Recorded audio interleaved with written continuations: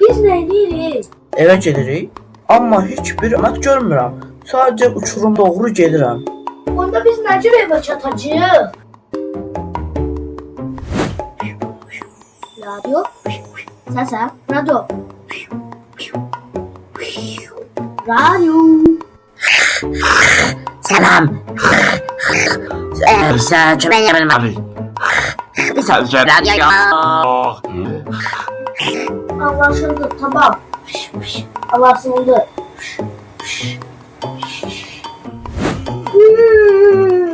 Burada ilişip kaldım.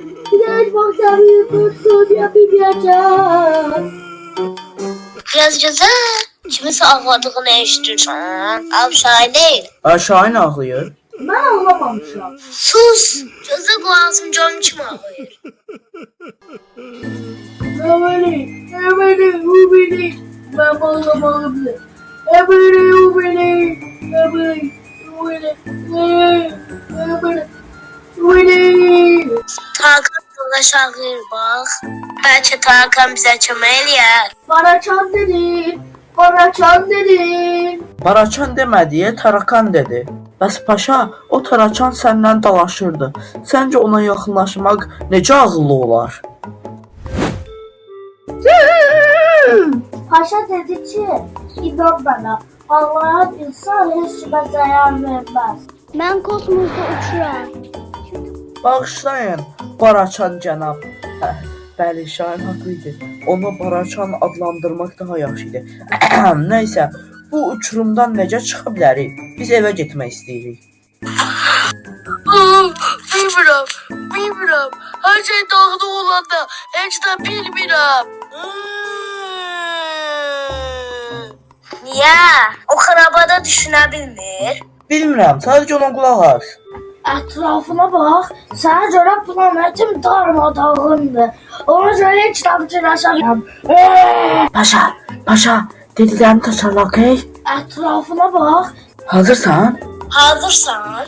Sənlə danışıram. Səndən danışam. Hey! Sən axmaqsan? Are you stupid? Qulaq asıram. Nə istəyirsən? Mənə ələ salırsan? Sənlə danışanda mənə bax. Axmaq. Məni ələ salırsan? Səndən danışanda mənə bax, axmaq. Hamınız susun. Əgər bizə kömək etsəniz, biz də sizə kömək edəcəyik, cənab Barkan. Ciddisiniz? Onda sizdən bir xahişim olacaq. Planetdəki bütün əşyaları yığın və rəflərə toplayın.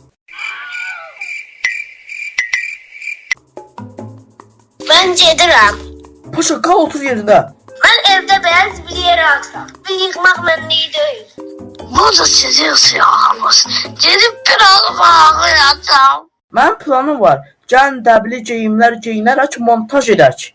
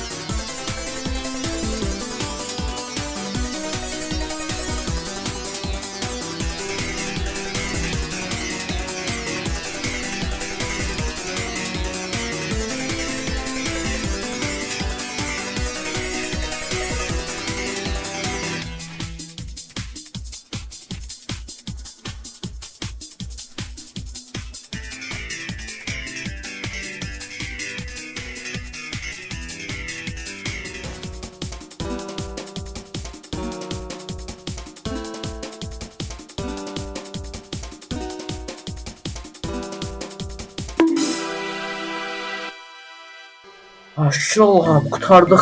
Çox vaxt apardı, çox. Şükür Allah'a. Bu planet benim tüpürcəyim kimi təmizdir. Of, planetin nə qədər təmiz olduğundan şikayət etməyi dayandır. Sadəcə bizə evə gedən yolu göstər ki, mən də yeni PlayStation 5-də Angry Birds oynaya bilim. səni evə teleport eləyim. Elə bilirsən ki, bu fantastika kilosudur. Ha? Sözünün üstünde dur ha. Şol, bizi demişler ki eve gönderiyorsun ha. Gel önce bir vertika bakak. Sonra birden teleportlarsınız eve. Patronla hayat seni bunattı. Beni geçip bunatmaz. Benim hayatımda patron yok. Ben kendi kendimin patronuyum. Kaderimin götürdüğü yere giderim. Yüreğimin uçtuğu yere konarım. Konduğum yerden kopmam. Kondum mu kalırım. Ha. Şimdi senin hayatın öyle değil. İş dünyasının sinirinden, stresinden bunaldın. Efendime söyleyeyim. Kaçacak delik arıyorsun. Kendine bir tane kamp yeri buldun. Geldin gündüz. Ama iş seni bırakmıyor. İş senin peşini bırakmıyor. Ne yapıyor? Patron sana sürekli mail atıyor. Bak. O zaman ne yapacaksın? Efendi gibi patronuna mail atacaksın. Alacaksın telefonunu. Bak. Mail geldi diyelim. Yeşil. Yanok. Auto. Ters çevir. Tersten 9, 8, 7, 6, 5, 4, 100 çevir. 2 tire, ünlem, eksi, yeşil. Mailin açıldı karşıma. Benim telefonda böyle açılıyor, böyle korkar. Peki, öyle git abla. Ama en pratik yolu bu. Yani deneyimlerimden buna kaynaklı. Ondan sonra baktım mailime. Patron diyor ki neredesin ulan? Bir de saydırmış orada. Geçirmiş. Hemen cebinden kendisine mail atacaksın diye dedi ki çalışır mı efendim? Evimdeyim gayet çalışıyorum ama öyle değil tabii işte. Yani ayağını uzatmışsın. Efendim burada mangal yanıyor. Efendime söyleyeyim sucuk mucuk.